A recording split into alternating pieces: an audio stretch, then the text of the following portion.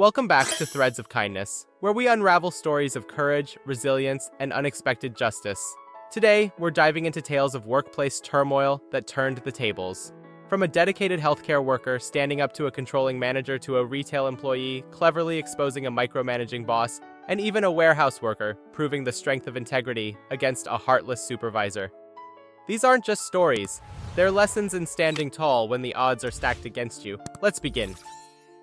Emily had always been the kind of employee who set the bar for excellence. Her role as a home healthcare worker wasn't just a job, it was a calling. Patients and their families adored her for her compassion, dedication, and the extra mile she went to ensure their comfort and well-being. Her coworkers often said she was the backbone of the team, someone they could count on to handle even the toughest cases. For Emily, this praise was humbling, but she never let it inflate her ego. She simply believed that when someone entrusted her with their care, she had a duty to do her absolute best. So, when Emily's mother announced plans for a long-overdue family reunion, Emily was ecstatic. It wasn't just any reunion, it was a chance for her far-flung relatives to reconnect for the first time in over a decade. Her siblings, scattered across the country, had all agreed on the dates, and the prospect of spending a week surrounded by loved ones filled her with excitement. It was a rare opportunity for laughter, shared memories, and the kind of deep connection that only family could provide. Emily was nothing if not conscientious. She knew how vital her role was in her patients' lives and the support her team relied on. She planned everything meticulously, ensuring that her week-long absence wouldn't disrupt operations. She approached Carla, her manager, with her PTO request 6 months in advance, plenty of time for adjustments and coverage arrangements. Carla, however, had a reputation for being difficult. She prided herself on her strict adherence to rules and her no-nonsense management style, which often veered into micromanagement. Still, Emily was optimistic. She outlined her request clearly, explaining the significance of the reunion and emphasizing her commitment to ensuring a smooth transition of responsibilities while she was away. When Carla finally looked up from her desk, her expression was unreadable. "Emily," she began, her tone clipped. "I appreciate your enthusiasm, but I can't approve this request." Emily blinked, taken aback. "I'm sorry, I don't understand. I submitted the request well in advance, and I've already spoken to a few colleagues who are willing to adjust their schedules to cover my patients." Carla leaned back in her chair, folding her arms. "That's not the point. Approving this would set a precedent. If I let you go, what's stopping everyone else from thinking they can leave whenever they want?" Emily's heart sank. "Carla, I'm not leaving whenever I want. I've been here for years, and this is the first time I've asked for an extended period off. I've worked overtime, taken extra shifts, and handled emergencies without hesitation. I've earned this." Carla's lips tightened into a thin line. "Look, Emily, this is a business, not a charity. Your patients depend on you. Abandoning them for a family trip is selfish." The word hit Emily like a slap. "Selfish?" she echoed, her voice rising slightly despite her best efforts to stay calm. "Carla, I've given everything to this job. I've missed birthdays, anniversaries, and holidays to ensure my patients are cared for. All I'm asking for is 1 week to be with my family." Carla shook her head, her tone cold and final. "The answer is no. If you can't prioritize your responsibilities here, maybe you should rethink your commitment to this team." Emily felt a lump forming in her throat, but she swallowed it down. She wasn't going to cry in front of Carla. She wasn't going to let this woman, who clearly had no understanding of the sacrifices she'd made, see her break. Instead, she nodded curtly. "I see," she said, her voice barely above a whisper. "Thank you for your time." She walked out of the office, her mind swirling with emotions, anger, disbelief, and a deep sense of betrayal. Emily had always believed in the value of hard work and loyalty. She had thought those qualities would be recognized and appreciated. But Carla's words made it painfully clear that in her manager's eyes, she was just another cog in the machine, easily replaceable and undeserving of even the smallest consideration.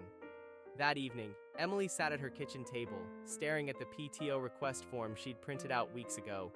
The excitement she'd felt when planning the trip was now overshadowed by Carla's harsh dismissal. For the first time in her career, Emily questioned whether she was in the right place. She had poured so much of herself into her work, often at the expense of her own well-being. Was it worth it if the people she worked for couldn't see her value? As the hours ticked by, Emily made a decision.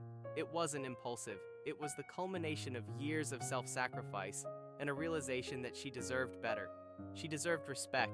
She deserved to be treated like a human being, not a robot. Emily entered the office the next morning with an air of calm determination. She had spent the night weighing her options, and while the decision hadn't been easy, it felt right. As she walked past her colleagues, a few glanced up, sensing something different about her demeanor. She headed straight for Carla's office, her resignation letter folded neatly in her hand. Carla looked up as Emily stepped inside. "Emily," she said, her tone brisk, "I hope you're ready to put this PTO situation behind us and focus on your work." Emily didn't sit down. Instead, she placed the letter on Carla's desk. "I won't be needing PTO anymore," she said, her voice steady. "This is my resignation." Carla's brows furrowed as she picked up the letter, scanning its contents. "You're quitting? Over this?" she asked, incredulous. "Emily, let's not be dramatic. You're an important part of the team." Emily stood firm. "If I were truly important, my years of dedication would have been enough to justify 1 week off. But instead, I was dismissed as selfish and told I didn't prioritize my responsibilities. That showed me how much my contributions are actually valued here." Carla's expression hardened. "You realize you're leaving everyone in a bind, right?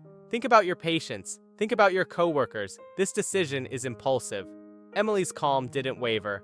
"I've thought about my patients, my coworkers, and myself. I've sacrificed so much for this job, and I'll always be proud of the care I've provided, but I can't keep working for someone who sees my dedication as disposable." Carla leaned back in her chair, a frustrated sigh escaping her lips. "Fine, but don't expect this to work out the way you think it will. Good luck finding another job with this kind of flexibility." Emily smiled faintly. "Thank you. I'll take my chances." With that, she turned and left the office. As she walked back to her desk to gather her things, a sense of freedom washed over her. Her colleagues approached her one by one, their faces a mix of surprise and sadness. She assured them she wasn't disappearing entirely and that they'd stay in touch. Many shared their admiration for her courage, confessing their own frustrations with management, but admitting they didn't have the nerve to leave. That evening, Emily submitted her final timesheet and requested her payout for unused PTO. When she calculated the amount owed to her, she was stunned. It was enough to cover her expenses for several months, giving her the time she needed to regroup and find her next opportunity. As Emily walked out of the office for the last time, she didn't feel regret. Instead, she felt a renewed sense of self-worth. For the first time in years, she was putting herself first. And that, she realized, was the first step toward finding the respect and balance she truly deserved. In the weeks following her resignation, Emily found herself navigating a strange mix of emotions. There were moments of doubt, wondering if she had acted impulsively, but those feelings were quickly overshadowed by a sense of relief. For the first time in years, she wasn't waking up to the constant pressure of managing an overwhelming workload or dealing with Carla's dismissive attitude. She used her newly acquired free time to focus on herself, her family, and finding a new job that aligned with her values. Emily's network of colleagues and friends proved invaluable. Word spread quickly about her resignation, and many reached out with leads, recommendations, and words of encouragement. It wasn't long before an opportunity came her way. A respected healthcare organization known for its employee-first policies had an opening for a similar position.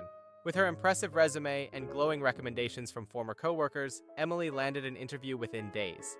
The difference in atmosphere was apparent the moment Emily stepped into the new office. The hiring manager, a warm and approachable woman named Patricia, greeted her with genuine enthusiasm.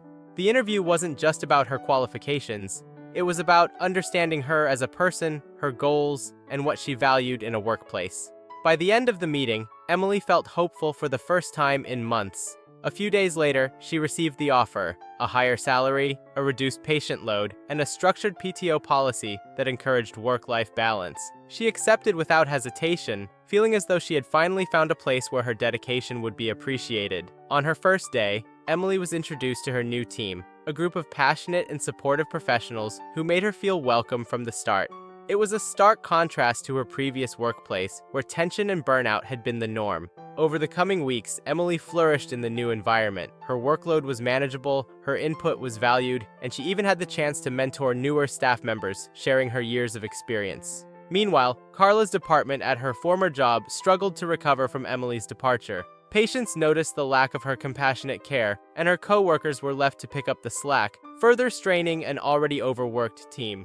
Carla's refusal to approve PTO requests became a point of contention among the staff, leading to even more resignations. The ripple effects of her poor management choices became impossible to ignore, and rumors began circulating that senior leadership was re-evaluating her role.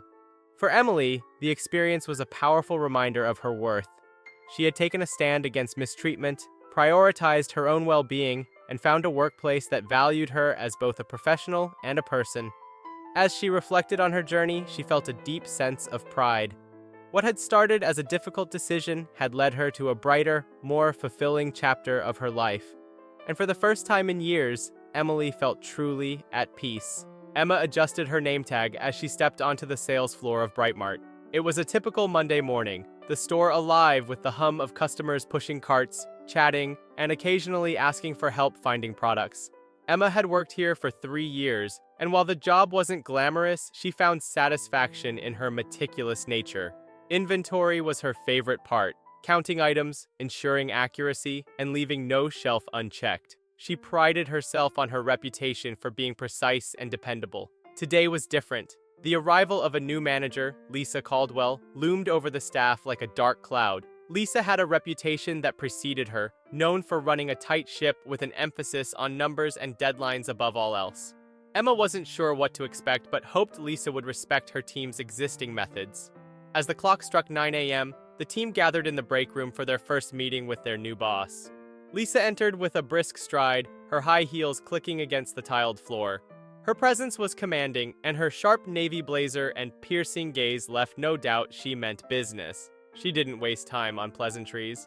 "Good morning, team," Lisa began, her voice clipped and businesslike.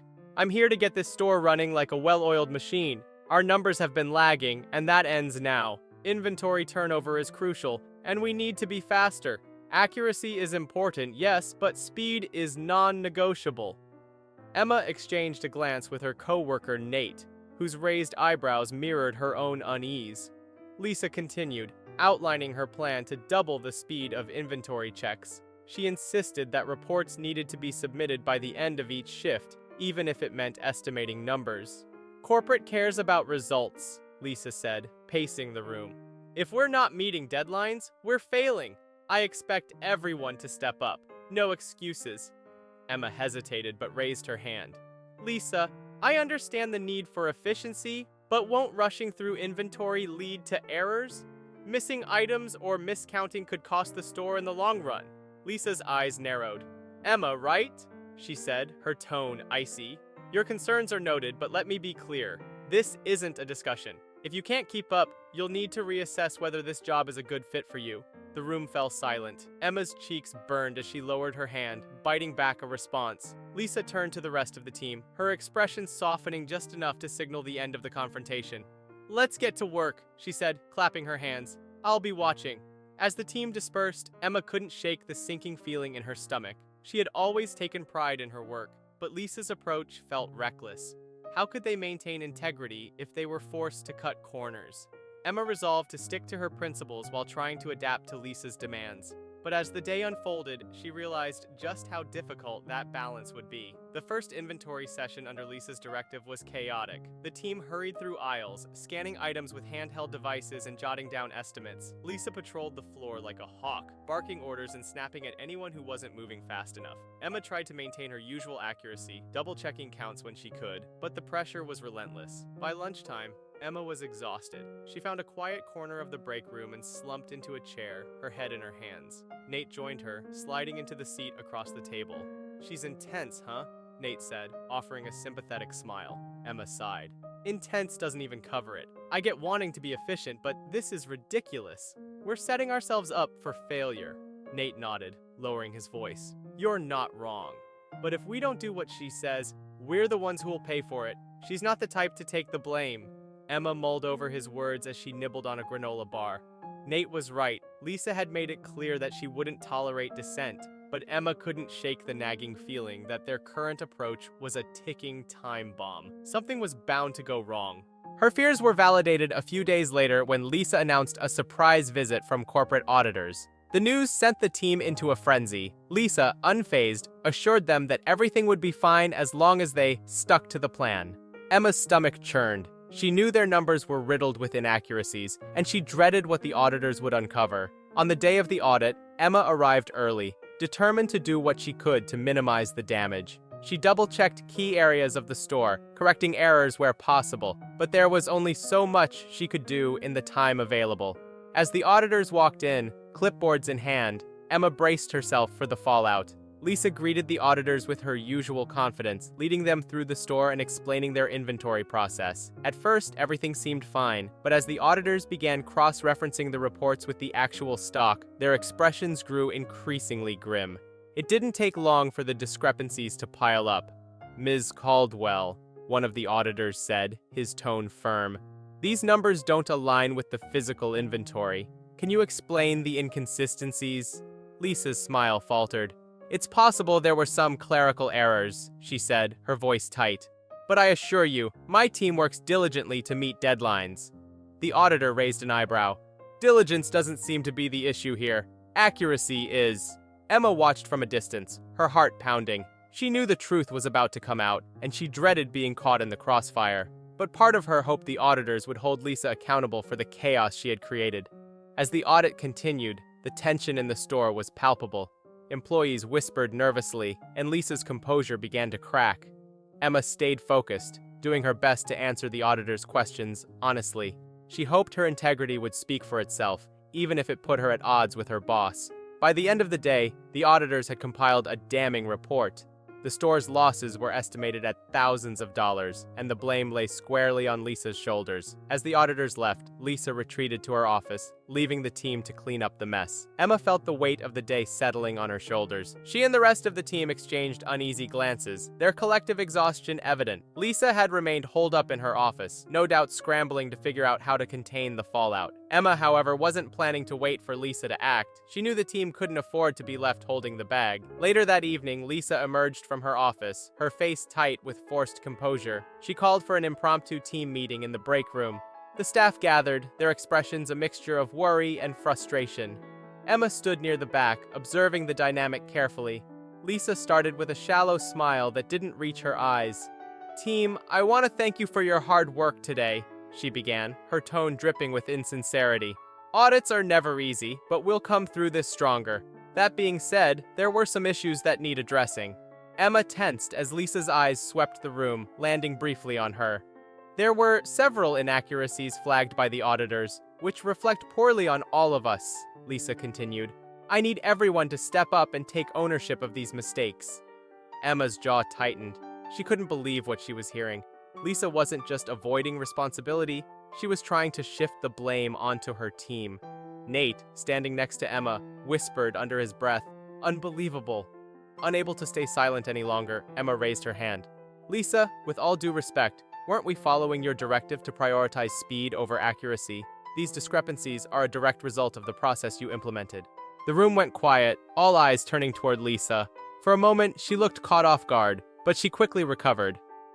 "Emma," she said, her voice cool, "I understand your concerns, but as a team, we need to focus on solutions, not pointing fingers." Emma refused to back down. "This isn't about pointing fingers. It's about accountability. If we don't address the root cause of these issues, it's only going to happen again." The tension in the room was palpable. Some employees nodded in agreement, while others looked nervously between Emma and Lisa, clearly afraid of the fallout. Lisa's smile faded entirely, replaced by a hard glare. "Noted," Lisa said curtly. "But this discussion is over. Everyone, get back to work." The meeting dispersed, but the atmosphere remained tense. Emma felt a mix of pride and apprehension for speaking up. She knew she had put herself in Lisa's crosshairs, but she couldn't ignore what was happening. As the days passed, the store's struggles only deepened. Morale plummeted, and several employees began quietly voicing their frustrations. Emma became a confidant for many of her co-workers, who were too afraid to speak up but admired her courage. She realized she couldn't stop now. If Lisa wasn't going to change, someone had to make sure the truth came to light. Emma began documenting everything. Lisa's directives, the resulting errors, and her own attempts to maintain accuracy despite the chaos. She knew she might need evidence to protect herself and her team from further fallout. It wasn't about revenge. It was about ensuring that their hard work and integrity weren't overshadowed by one person's poor leadership. The breaking point came when the store's regional manager, Mr. Collins, announced a follow-up visit to review the audit results and address the store's performance. Emma saw this as her opportunity to finally set things right. She prepared her notes and gathered statements from her coworkers, determined to make their voices heard. On the morning of the visit, Lisa was visibly on edge, barking orders and trying to project an air of control. Emma, meanwhile, felt a quiet resolve. She knew that by the end of the day, the truth would come out, and the store's future would depend on it. The regional manager, Mr. Collins, arrived promptly at 10 a.m., exuding the polished confidence of someone accustomed to dealing with crises. His suit was crisp, his demeanor professional, and his eyes sharp as he scanned the store. Lisa greeted him with an overly enthusiastic smile, clearly hoping to charm her way through the meeting. Emma stood nearby, her notes tucked under her arm, waiting for her moment. The staff gathered in the break room for a formal discussion, a mix of tension and anticipation hanging in the air. Mr. Collins wasted no time, addressing the room with a tone that was both firm and approachable.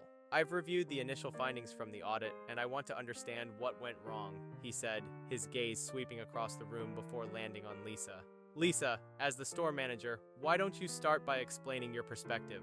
Lisa stood, smoothing her blazer as she began. "Thank you, Mr. Collins. The audit results were disappointing, but I assure you, this is not indicative of our usual performance. We've been under a lot of pressure lately, and I believe some team members may have misunderstood directives." Emma's stomach churned at the thinly veiled attempt to shift blame onto the staff. She exchanged a quick glance with Nate, who gave her a subtle nod of encouragement. "While I did emphasize efficiency," Lisa continued, "it was never at the expense of accuracy. I trust my team to balance both, but clearly, there was a breakdown in communication." Mr. Collins raised an eyebrow, his expression unreadable. "Interesting," he said. "Is there anyone here who would like to add to that?"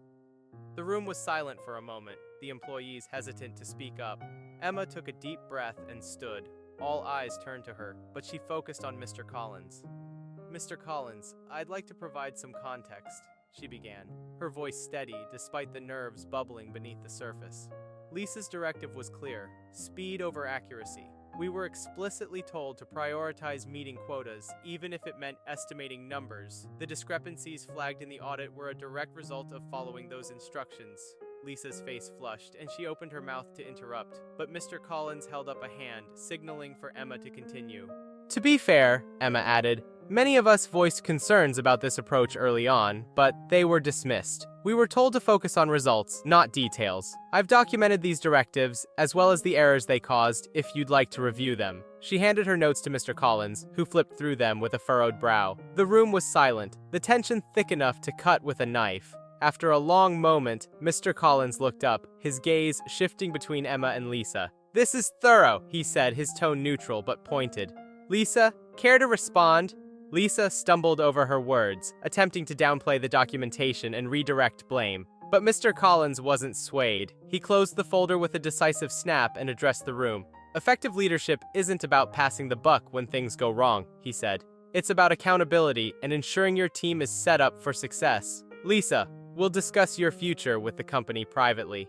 He turned to Emma, a faint smile breaking his otherwise stern demeanor. "Emma, thank you for your candor. It's clear you value the integrity of this store. I'd like to see more employees with your dedication." As the meeting concluded, Lisa disappeared into her office with Mr. Collins. The rest of the team exchanged quiet smiles and relieved glances.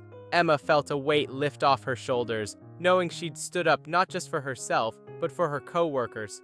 By the end of the day, word spread that Lisa had been reassigned to a different role, one with less authority. Emma, meanwhile, received a commendation from Mr. Collins and an offer to join the company's leadership training program. It was a victory born from resilience and a reminder that integrity, even in the face of adversity, always prevails. Rebecca tightened her grip on the edge of the metal shelving unit as the news hit her like a punch to the gut. Her mother's voice trembled on the other end of the phone, recounting the sudden death of Rebecca's cousin, Leah. They had grown up together, their bond forged through countless summers at their aunt's countryside home, sharing secrets and dreams under the sprawling oak tree in the backyard. Rebecca's chest tightened as the weight of the loss settled in, but the constant clatter of boxes and forklifts around her reminded her that she was at work, not a place where grief was welcomed or understood. Taking a deep breath, Rebecca wiped her eyes and made her way to the small, dimly lit office at the back of the warehouse. Greg, her boss, sat behind his desk, his attention locked on a spreadsheet on his computer screen. His graying hair was slicked back, and his neatly pressed shirt contrasted sharply with the chaos of the warehouse outside. Greg, Rebecca began, her voice steady but tinged with emotion. I need to take a day off this week. My cousin passed away, and I need to attend the funeral. Greg barely looked up, his fingers still tapping on the keyboard. Cousin? He repeated, his tone dismissive. That's not immediate family, Rebecca. You know the policy. Bereavement leave is only for parents, siblings, or children. Rebecca clenched her fists at her sides, fighting back frustration. Leah wasn't just a cousin. She was like a sister to me. I grew up with her. Please, Greg, I only need one day. Now Greg looked up, his expression one of irritation mixed with disbelief. If I let you take time off for every distant relative, this place would fall apart. We're already short-staffed, Rebecca. You know that. Rebecca's shoulders slumped, the weight of her grief compounded by Greg's coldness. I'm not asking for much, she said softly. Just one day to say goodbye. Greg sighed heavily, leaning back in his chair. Look, I can't stop you from taking a personal day, but it won't be excused. And if you're not here, someone else will have to pick up the slack. Think about how that affects the rest of the team. The rest of the team. Rebecca glanced out the window of the office, where her co-workers moved with purpose, their faces etched with the exhaustion of meeting demanding quotas. She thought about them having to shoulder her workload on top of their own, and guilt gnawed at her, but her grief outweighed the guilt. I'll take the personal day, Rebecca said finally, her voice firm. I have to go. Greg shrugged. Your choice, he said curtly. Just don't expect any special treatment. Rebecca left the office feeling drained, her chest heavy with sorrow and frustration. She didn't expect sympathy from Greg. He had a reputation for being as rigid as the steel beams that lined the warehouse, but the outright dismissal of her pain stung deeply. Her coworkers noticed her red-rimmed eyes as she returned to the floor, but no one said anything. The unspoken rule of the warehouse was clear. Keep your head down, do your work, and don't let emotions get in the way. The day of the funeral came, and Rebecca dressed in black, her heart aching as she joined her family to mourn Leah. The service was both beautiful and devastating, a bittersweet celebration of a life cut too short. Rebecca clung to her memories of Leah, finding solace in the shared grief of her loved ones. But as the day drew to a close, a sense of dread crept in. She knew she would have to face Greg's judgment when she returned to work. True to form, Greg made no effort to hide his disapproval when Rebecca walked back into the warehouse the next day. His sharp glare followed her as she clocked in, and he called her into his office within minutes. Rebecca, he began, his tone icy. I hope you got whatever closure you needed, because the rest of us had to work twice as hard while you were off. You'd better be ready to make up for it. Rebecca bit back a retort, knowing it would only make things worse. She nodded silently and returned to the floor, throwing herself into her tasks with renewed determination. But just as she began to find her rhythm, tragedy struck again. 2 weeks after Leah's funeral, Rebecca's mother called her at work, her voice shaking. It's your Aunt Margaret, she said, barely able to get the words out. She passed away last night. Rebecca's knees buckled, and she gripped the nearest shelf to steady herself. Aunt Margaret, Leah's mother, had been like a second mother to Rebecca. The grief was overwhelming, crashing over her like a tidal wave. She knew she couldn't face another funeral without taking time to grieve properly. Once again, Rebecca found herself standing in Greg's office, her hands trembling as she explained the situation. Greg's response was immediate and scathing. This is getting ridiculous, Rebecca, he snapped. First it's your cousin, now it's your aunt. How many more excuses are you going to come up with to get out of work? Rebecca's mouth fell open in disbelief. Excuses? She echoed. You think I'm making this up? You think I want to be burying my family members instead of being here? Greg crossed his arms, his expression unyielding. It's convenient, that's all I'm saying. 2 deaths in 1 month? Sounds like you're just looking for reasons to take time off. Rebecca's grief ignited into anger, hot and blinding. She had tolerated Greg's callousness before, but this was too much. I'll bring you proof, she said through gritted teeth. Obituaries, photos, whatever you need. But I'm taking this time, Greg, whether you like it or not. Greg leaned back in his chair, a smirk playing on his lips. Do whatever you think you need to do, he said dismissively. But don't expect me to change my mind. Rebecca stormed out of the office, her hands shaking with fury. She knew what she had to do, and she wouldn't let Greg's heartlessness stand in the way of her grieving process. Rebecca spent the next evening gathering everything she needed to prove the truth Greg had so callously dismissed. It felt surreal to be scouring through her grief for evidence as though her pain needed to be validated. She sifted through old photos, finding one of Leah and Aunt Margaret smiling together under the oak tree at a family barbecue. It was a bittersweet reminder of happier times. She also printed Leah's obituary and Aunt Margaret's funeral notice, careful to highlight the dates and names. On her way to work the next morning, Rebecca rehearsed her argument in her head. Every step toward Greg's office felt heavier than the last, her frustration building with each memory of his dismissive remarks.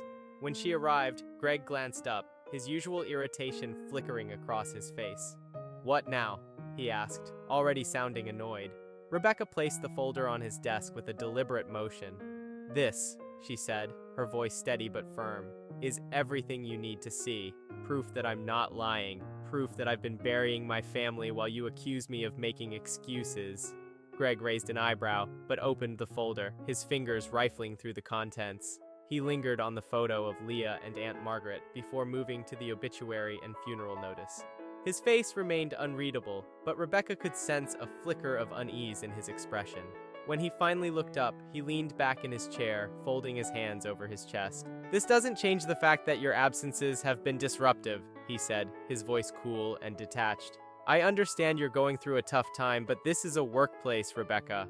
Personal issues can't interfere with productivity." Rebecca's jaw tightened, her patience snapping like a brittle thread. "A tough time?" she repeated, her voice rising despite her efforts to stay calm. "I've lost 2 people I loved in the span of weeks, and you think it's just a tough time? Do you even hear yourself?" Greg shrugged, his demeanor unbothered. "You've had your say. Now it's time to focus on work. If you can't handle that, maybe this isn't the right place for you." Rebecca stared at him, her anger simmering just beneath the surface. She had spent years working tirelessly, often covering shifts and going above and beyond to meet the warehouse's demands. Yet Greg treated her as though she was disposable, her contributions meaningless. "Fine," she said finally, her voice cold and resolute. "If that's how little you value me, then I'm done." Greg blinked, caught off guard. "What are you saying?" Rebecca squared her shoulders, meeting his gaze with unwavering determination. "I quit. I'll finish my shift today because I care about my coworkers, but after that, I'm gone." Without waiting for a response, Rebecca turned and walked out of the office, her heart pounding with adrenaline. It wasn't an easy decision, but it was the right one. She refused to stay in a place where her grief was dismissed and her worth undermined. For the first time in weeks, she felt a sense of control over her life, and it was liberating. Rebecca spent the rest of her shift feeling an odd mixture of sadness and relief. While she couldn't help but feel betrayed by Greg's coldness, she also knew she was reclaiming her dignity. Her co-workers, who had heard snippets of her argument with Greg, came up to her one by one, expressing their disbelief at his insensitivity. "I'm so sorry you had to deal with him," said Angela, one of the more senior employees. "You've been the backbone of this place for years. None of us would blame you for walking out." Rebecca appreciated their words, but she also knew that her decision would affect them. She had always been the one to step up when someone needed help, covering shifts, mentoring new hires, and boosting morale during tough times. Her departure would leave a void, but staying wasn't an option anymore. As the final hour of her shift ticked by, Rebecca packed her locker, her hands trembling slightly as she tucked away photos and mementos collected over her years at the warehouse. It was bittersweet to say goodbye to the place where she had built friendships and honed her skills, but the weight of staying under Greg's management had become unbearable. When the clock struck the end of her shift, Rebecca walked out with her head held high. She exchanged hugs and heartfelt goodbyes with her coworkers, who promised to stay in touch and support her however they could. Greg was nowhere to be seen, likely hiding in his office to avoid any further confrontation. Rebecca didn't care. She had said her piece. In the weeks that followed, Rebecca focused on healing. She spent time with her family, helping to organize Aunt Margaret's belongings and reminiscing about the memories they had shared. The process was cathartic, allowing her to find closure while honoring the lives of the people she had lost. Professionally, Rebecca's decision to leave the warehouse opened new doors. She updated her resume, highlighting her years of experience and dedication, and began applying for positions that aligned with her values. Within a month, she landed a role at a logistics company with a supportive work environment and a manager who valued work-life balance. Her new team welcomed her warmly, and for the first time in years, Rebecca felt truly appreciated. Meanwhile, Greg's actions had not gone unnoticed. Word of Rebecca's resignation spread quickly through the company, sparking conversations about his leadership style. Morale in the warehouse plummeted, and several employees followed Rebecca's lead, either resigning or filing complaints about Greg's treatment of staff.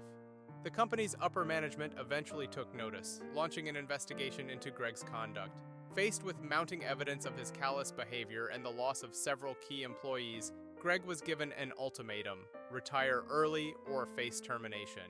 He chose the former, slinking away from the company with little fanfare. Rebecca heard about Greg's departure through a former co-worker, and though she didn't rejoice in his downfall, she felt a sense of justice. His actions had consequences, and she had been the catalyst for change. As Rebecca settled into her new role and found a renewed sense of purpose, she reflected on the journey that had brought her to this point.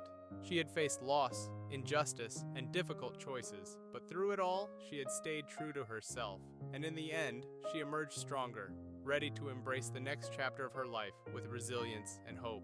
Thanks for watching today's episode of Threads of Kindness.